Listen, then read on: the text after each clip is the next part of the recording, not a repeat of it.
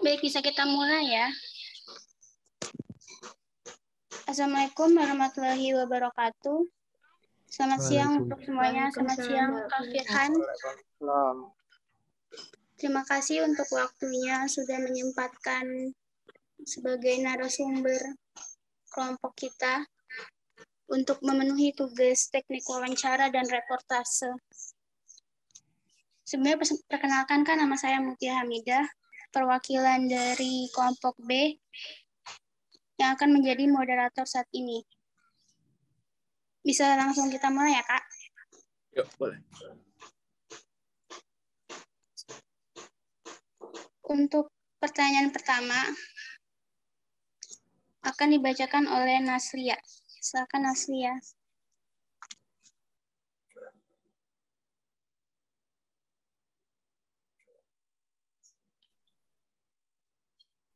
Bentar.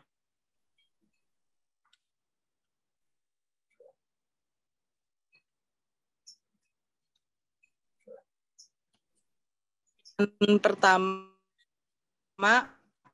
bisa jelaskan sedikit mengenai pekerjaan Anda. Kedengeran nggak, Mut? Ya, Kedengeran. Oke, jadi halo semuanya. Terima kasih sudah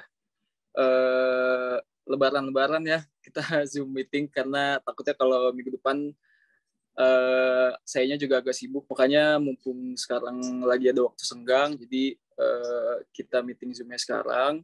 Sebelumnya saya ingin memperkenalkan diri dulu. Nama saya Firhan Aldiansyah Nurzaman. Saat ini saya bekerja di CNN Indonesia TV sebagai production assistant untuk program Insight with Desi Anwar. Insight with Desi Anwar sendiri itu merupakan program talk show yang dibawakan oleh senior jurnalis dan juga Dewan Redaksi CNN Indonesia TV, yaitu Desi Anwar. Pada tahu nggak di sini teman-teman Desi Anwar? Coba pada tahu nggak? Nah, nanti yang belum tahu Desi Anwar siapa bisa di search di Google siapa Desi Anwar. Dia itu senior jurnalis yang sekarang jadi Dewan Redaksi juga di CNN Indonesia.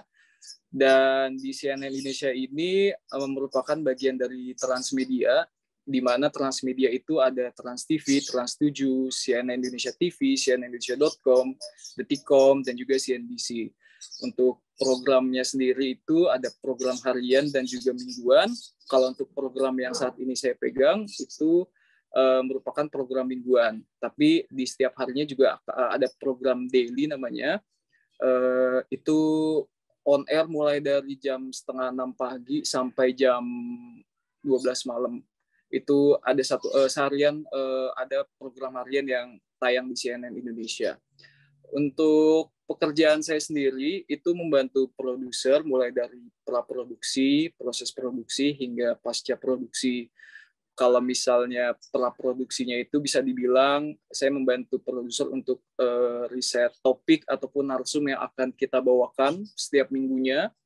Untuk tahapan produksi sendiri itu tahapan taping atau proses syutingnya sendiri dan juga editing. Kemudian setelah editing selesai ditayangkan. Untuk program yang saya pegang sendiri tayang setiap Sabtu dan Minggu jam 6:30 malam.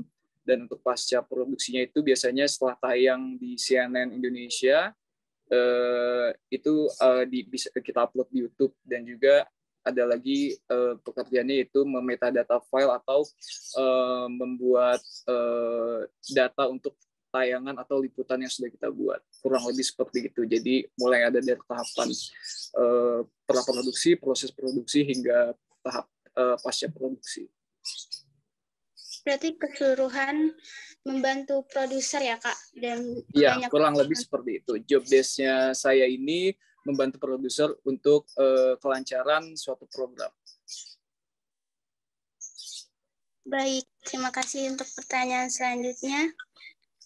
Silakan Yuda untuk membacakan.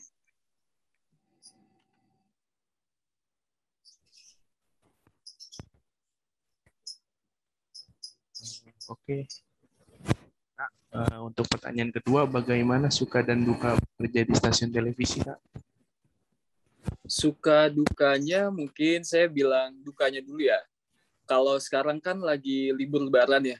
Dukanya itu kalau misalnya kalian yang mau kerja di media, khususnya nggak cuma TV aja, tapi semua media mau cetak, online, elektronik, radio, TV itu mindsetnya adalah kalendernya itu tanggalnya hitam semua.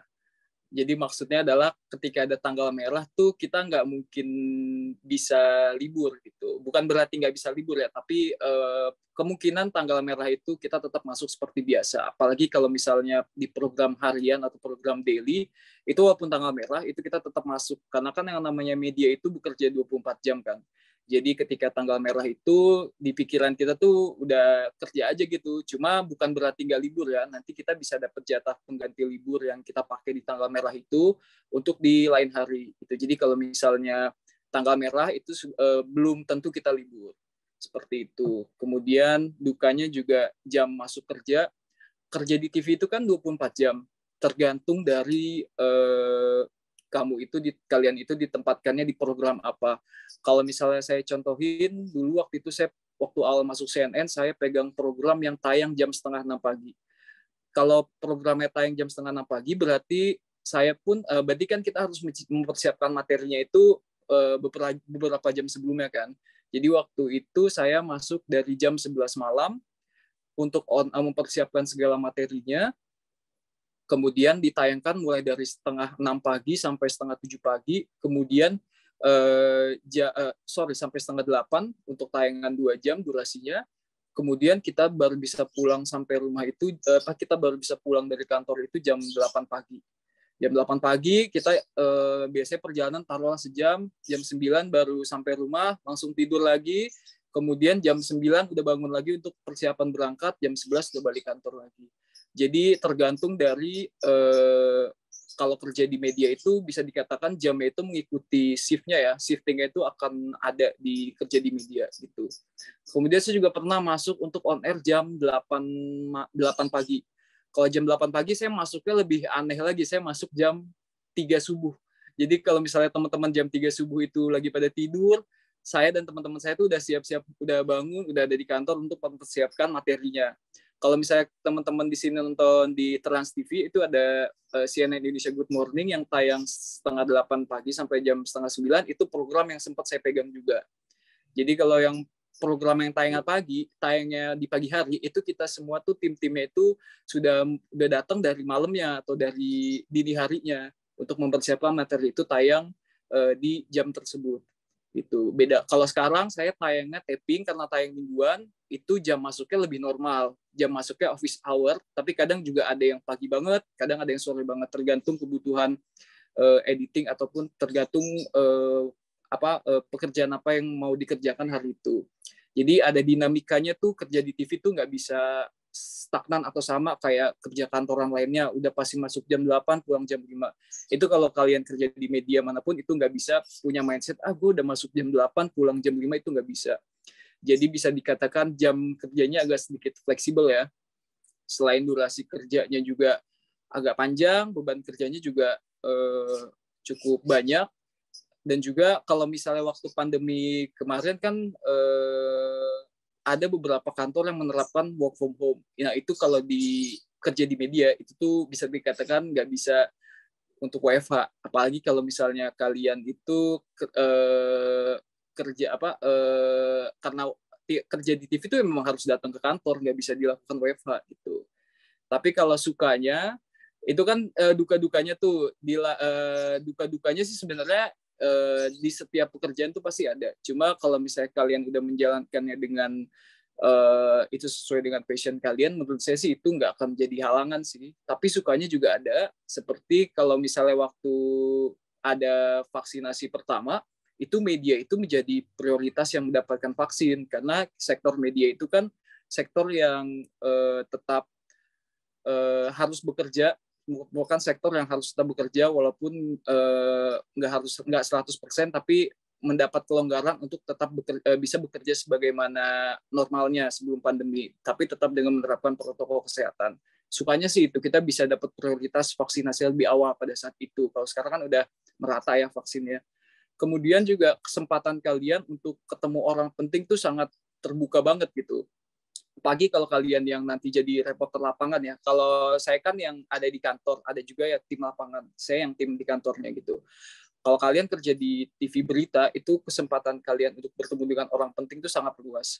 Saya pernah wawancara Menlu Retno Marsudi, Menko Luhut, Menko Perekonomian Erlangga Hartarto, Menparekraf waktu itu Wisutama. Jadi tokoh-tokoh penting, tokoh-tokoh yang punya andil tuh sering saya temuin setiap minggunya gitu. Kayak bisa Joko Anwar, Tantowi Yahya dan sebagainya tuh ada. Terakhir tuh saya wawancara dengan untuk yang episode Lebaran, saya wawancara dengan Imam Besar Masjid Istiqlal Nasaruddin Umar.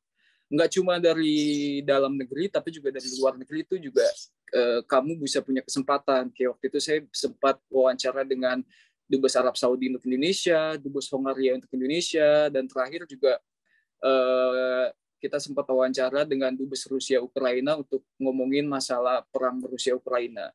Itu sukanya. Jadi kalian punya kesempatan untuk bertemu dengan orang-orang penting nih yang kalian pikir ini tuh nggak akan mungkin kalian bisa temuin di jalan dengan sengaja gitu. Kalian kalau mau ketemu dengan orang-orang tersebut tuh pasti harus butuh janjian dulu, pikirin surat dulu dan sebagainya. Seperti itu. Kemudian juga pastinya kesempatan kalian belajar itu juga semakin banyak gitu karena kalian kerja di TV berita atau kerja di media itu tuh kesempatan kalian untuk belajar semakin besar. Kalian juga bisa belajar macam-macam, belajar ekonomi, politik, belajar topik terkini gitu. Dan pastinya dengan semua itu relasi kalian juga akan semakin luas untuk depannya.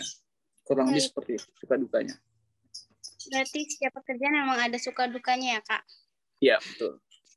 Untuk pertanyaan selanjutnya, silakan Yuliza.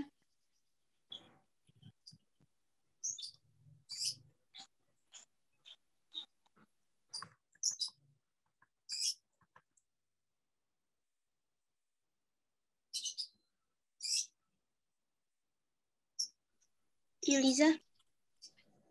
Maaf, Kak. Apakah ada tradisi atau budaya unik yang berlaku di stasiun TV selama Ramadan? Ya, Kak, ini dengan menjelang Lebaran ya, Kak, pertanyaannya. Iya, ini bisa saya luasin lagi ya. Tradisi unik di TV itu selama Ramadan bahkan menjelang Idul Fitri gitu. Kalau misalnya sebelum menjelang Ramadan itu biasanya kita ada breaking news. Kita ada breaking news sidang isbat untuk mengetahui kapan puasa akan dilaksanakan. Kemudian pada saat bulan Ramadan kita juga ada program yang kita tayangkan pada saat sahur yaitu CNN Indonesia Connected Ramadan. Itu ditayangkan setiap sahur sampai menjelang azan subuh. Kemudian juga untuk paket-paket liputan yang dibuat oleh teman-teman di lapangan, reporter di lapangan, itu tuh pasti yang bertemakan Ramadan atau Idul Fitri gitu. Kayak contohnya misalnya pada saat Ramadan awal-awal berarti temanya adalah bagaimana makanan yang bagus untuk sahur atau makanan yang bagus untuk berbuka, ataupun misalnya bagaimana cara menjaga metabolisme tubuh pada saat Ramadan dan sebagainya. Itu paket-paket berita yang bertemakan puasa ataupun bulan Ramadan itu pasti akan ada setiap harinya. Kemudian menjelang Idul Fitri, taruhlah H-7 itu udah berubah lagi. Paket-paket beritanya tuh lebih berisi tentang H-7 mudik nih, bagaimana mensiasati mudik ataupun tips-tips mudik. Kemudian misalnya tips mengelola THR dan sebagainya. Kemudian sudah mulai disebar di H-7 ini, teman-teman lapangan tuh sudah disebar di beberapa titik untuk melaporkan live report misalnya H-7 mudik sampai H+7 Idul Fitri seperti itu. Kemudian pada saat menjelang Idul Fitri itu biasa kita juga ada breaking news juga untuk mengetahui hilal apakah jadi lebaran itu kapan. Itu juga ada breaking news-nya juga. Pada saat Idul Fitri juga kita menyiarkan juga breaking news sholat Idul Fitri, dan juga H+7 setelah Idul Fitri juga kita selalu isi dengan paket-paket liputan mengenai perkembangan terkini info mudik. Kurang lebih seperti itu. Kalau budaya di CNN Indonesia khususnya pada saat sebelum Ramadan, pada saat Ramadan, menjelang Idul Fitri, dan setelah Idul Fitri. Oke, Kak. Terima kasih. Untuk pertanyaan selanjutnya, kalau di PPT ini kan emang menjelang Idul Fitri sudah dijawab ya, Kak?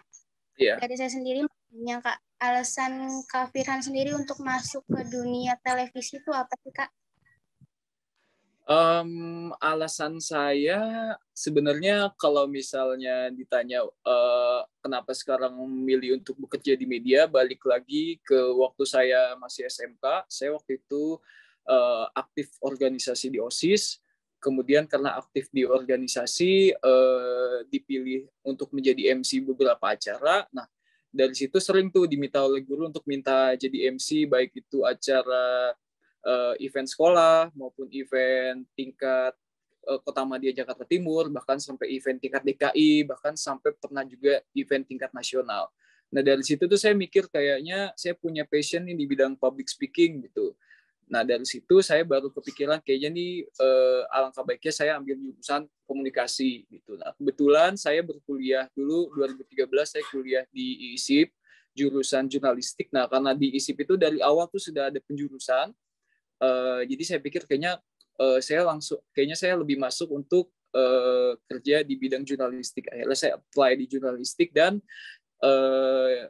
ketertarikan saya itu ada di bidang radio ataupun TV gitu. Pada seiring dengan berjalannya waktu, saya juga sempat magang juga di TV One dan juga Trans 7. Akhirnya mikir, kayaknya cocok nih kerja di TV, pengen kerja di TV. Kemudian lulus dan di tahun 2019 saya apply di CNN sebagai production assistant. Gitu sih. Jadi lebih ke alasannya karena dari SMK itu sudah tahu passionnya itu di mana, kemampuan kita seperti apa, dan jurusan apa yang bisa sejalur atau sejalan dengan apa yang bakat dan minat yang saya punya. Jadinya itulah alasan saya kenapa sekarang bekerja di CNN Indonesia. Berarti sudah tahu sejak awal ya Kak passionnya di mana? Oke, untuk pertanyaan selanjutnya silahkan Farhan.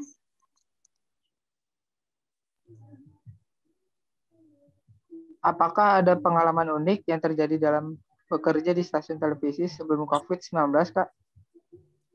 Oke, ini COVID-19 ini nggak cuma berdampaknya tuh ke semua bidang ya, ke semua aspek kehidupan ya, termasuk di bidang pekerjaan TV.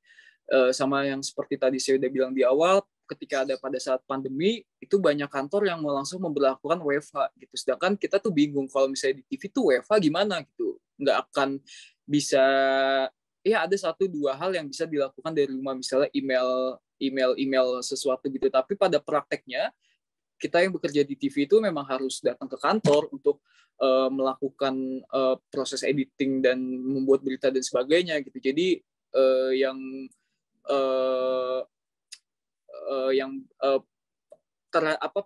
yang bikin kita agak shock adalah ya kita nggak bisa WFH seperti yang lain gitu. Berarti kan kita berjibaku juga dengan COVID-19 pada saat itu gitu kan.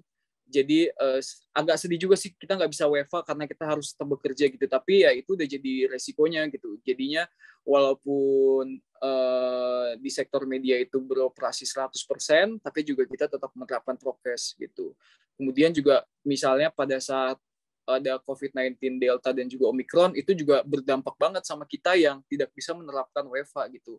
Waktu itu saya sempat kena COVID juga pada saat Delta. Itu tuh jadi yang ada di kantor tuh saling backup dengan orang yang ada di kantor dengan yang sakit tuh saling backup gitu. Jadi pada saat saya sakit teman saya backup, ada yang kantor, ada yang bahkan megang 2 job desk sekaligus karena orangnya tuh bisa dikatakan 50% dari divisi saya itu kena COVID. Dan kita juga mau nggak mau juga harus backup yang sakit gitu kan. Pada saat Omicron juga sama, tapi kita udah bisa lebih mengantisipasi ketika Omicron itu datang.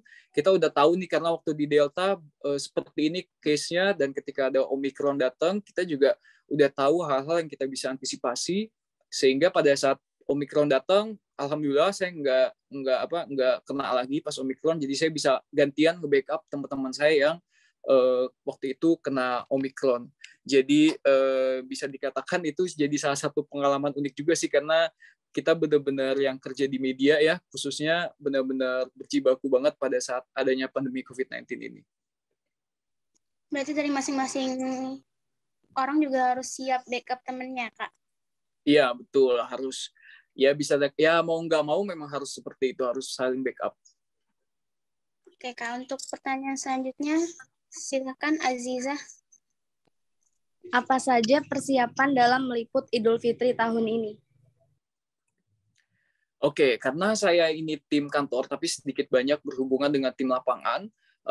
Biasanya kalau liputan Idul Fitri itu sudah pasti, apalagi sekarang udah boleh mudik ya, karena kan waktu 2 tahun terakhir kan nggak ada mudik tuh, jadi pada saat 2 tahun kemarin kita nggak ada persiapan apa-apa. Tapi sekarang karena sudah diizinkan untuk mudik, pastinya dari CNN Indonesia juga menurunkan reporter. Kalau misalnya di CNN itu disebutnya produser lapangan dan juga koresponden. Menurunkan produser lapangan dan juga korespondensi Indonesia untuk liputan dari beberapa titik, misalnya liputan dari pelabuhan Merak, kemudian ada juga yang di Tol Cikampek, ada di Nagrek, dan juga ada di beberapa titik-titik lainnya untuk melaporkan arus mudik. Kemudian juga kita juga ada tim reguler, juga ada yang liputan nih biasanya dari stasiun, dari terminal, dari bandara, itu juga kita tempatkan di beberapa titik, dan setiap harinya juga pasti kan akan ada update tim. Misalnya kayak sekarang udah H+2 atau H+3 Lebaran, itu pasti kan ada update bagaimana situasi terkini di misalnya di stasiun, ataupun di terminal, atau seperti di bandara, mengenai apakah sudah ada yang balik lagi ke Jakarta dan sebagainya. Itu pasti persiapannya seperti itu, menempatkan tim-tim liputan di beberapa titik. Kemudian juga ada juga buat paket-paket liputan juga mengenai arus mudik itu sendiri, itu biasanya kita tayangkan juga, kurang lebih seperti itu. Baik Kak, untuk pertanyaan selanjutnya silakan Deviani.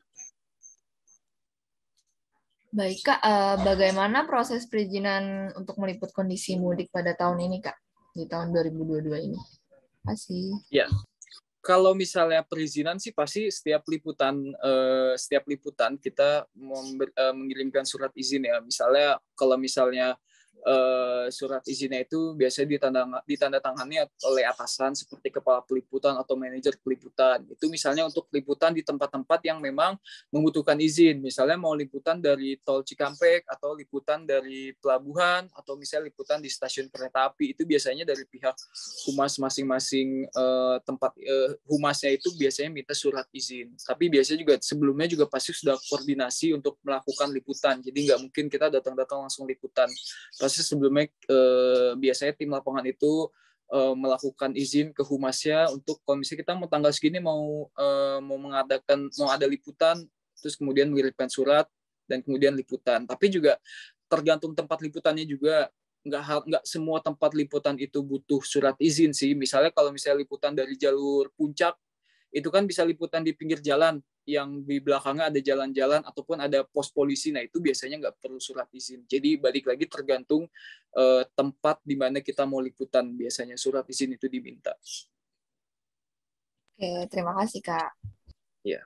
Nah, untuk pertanyaan selanjutnya, silakan Alif. Baik, dalam peliputan arus mudik tahun ini, ramainya yang pergi mudik apakah berpengaruh pada pekerjaan seorang jurnalis? Ramai atau tidaknya pemudik itu berpengaruh, itu bisa jadi berita ya. Misalnya gini, kalau misalnya ramai itu bisa jadi berita, kalau nggak ramai pun juga bisa jadi berita gitu. Contohnya misalnya ketika di jalur puncak pada hari ini misalnya ternyata hari itu ramai, nah itu bisa jadi berita gitu. Kalau kita memberitakan bahwa kalau puncak nih H+3 Lebaran tuh masih ramai loh, masih antri. Kayaknya kemarin atau beberapa hari yang lalu juga sempat ada berita kan kalau jalur puncak itu kurang lebih bisa sampai 12 jam. Nah, itu bisa jadi berita. Bahkan bisa jadi berita lagi kalau misalnya nggak ramai gitu, pemudik tuh nggak ada gitu. Itu juga bisa jadi berita. Diberitakan kenapa nih di jalur ini tuh bisa macet. Penyebabnya mungkin apakah lewat jalur lain atau seperti apa. Nah, itu bisa jadi berita. Itu jadi ramai atau tidaknya pemudik itu tuh bisa jadi berita dan juga berpengaruh pada nilai beritanya. Oleh karena itu, bagaimana seorang reporter itu bisa melihat point of view-nya ini ketika rame, berarti yang diliput adalah penyebabnya rame itu kenapa sih?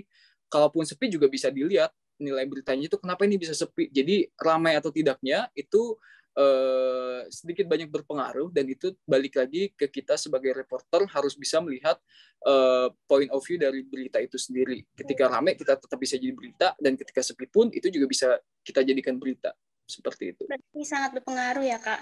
Pasti ya. Terus pertanyaan selanjutnya akan dibacakan oleh Raichan. Bagaimana cara mengatasi rasa rindu dengan keluarga saat masih harus bekerja di Hari Raya Idul Fitri? Terima kasih.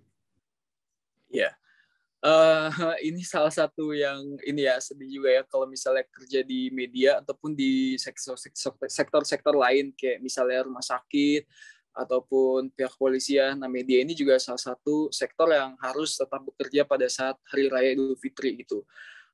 Yang pertama adalah profesionalisme sih. Kita harus balik lagi ya, kita bekerja memang sudah tahu dari awal kalau misalnya ada momen-momen seperti ini, kemungkinan besar kita juga bisa nggak libur gitu. Saya juga sempat merasakan, alhamdulillah saya 3 tahun lebaran ini dari 2019 sampai 2022 bisa berkesempatan untuk libur pada saat lebaran. Tapi pada saat tahun pertama dan tahun kedua, itu saya lebaran hari kedua itu udah masuk. Jadi hari pertama, kita gantian nih sama tim saya, siapa yang mau masuk lebaran hari pertama, siapa yang masuk lebaran hari kedua gitu.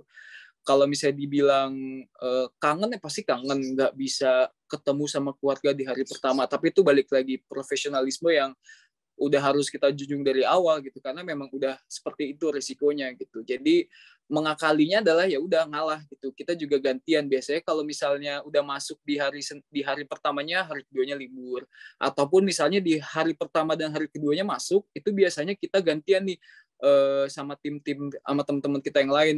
Oh, gue udah masuk nih di minggu pertama, gue balik cuti ya di minggu kedua. Nah, berarti nanti kita yang masuk di minggu pertama itu membackup mereka yang mau libur tadi gitu. Jadi ya kalau misalnya dibilang kangen sih, mungkin kalau saya sih nggak harus pulang kampung ya, tapi teman-teman saya ada juga yang harus menahan pulang kampung, berapa tahun nggak pulang kampung, harus masuk dulu, akhirnya tapi seminggu kemudian bisa pulang kampung, bisa ketemu dengan keluarga. Jadi sebenarnya balik lagi adalah bagaimana profesionalisme kita di dalam pekerjaan, terlebih lagi kalau kerja di media memang sudah harus tahu resikonya seperti itu.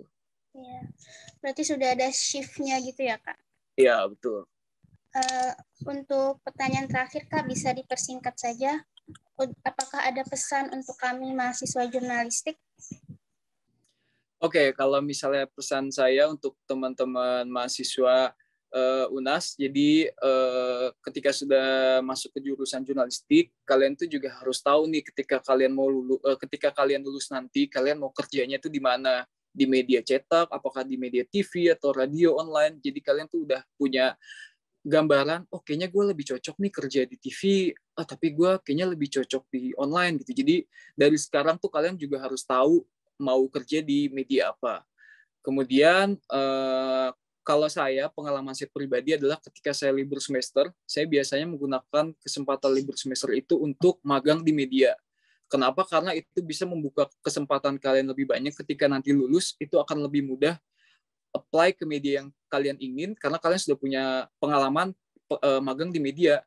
Karena sebelumnya, waktu saya jadi mahasiswa, pada saat libur semester itu, saya selalu menyempatkan waktu libur semester saya untuk magang. Saya pernah magang di TV One, saya pernah magang di Trans TV. Nah, ketika apply di CNN, dari pihak CNN tuh udah ngeliat, oh saya udah punya pengalaman nih di 2 media gitu. Jadi itu bisa memudahkan kalian untuk bekerja di media karena kalian sudah punya background, CV kalian udah bagus, kalian udah punya pengalaman.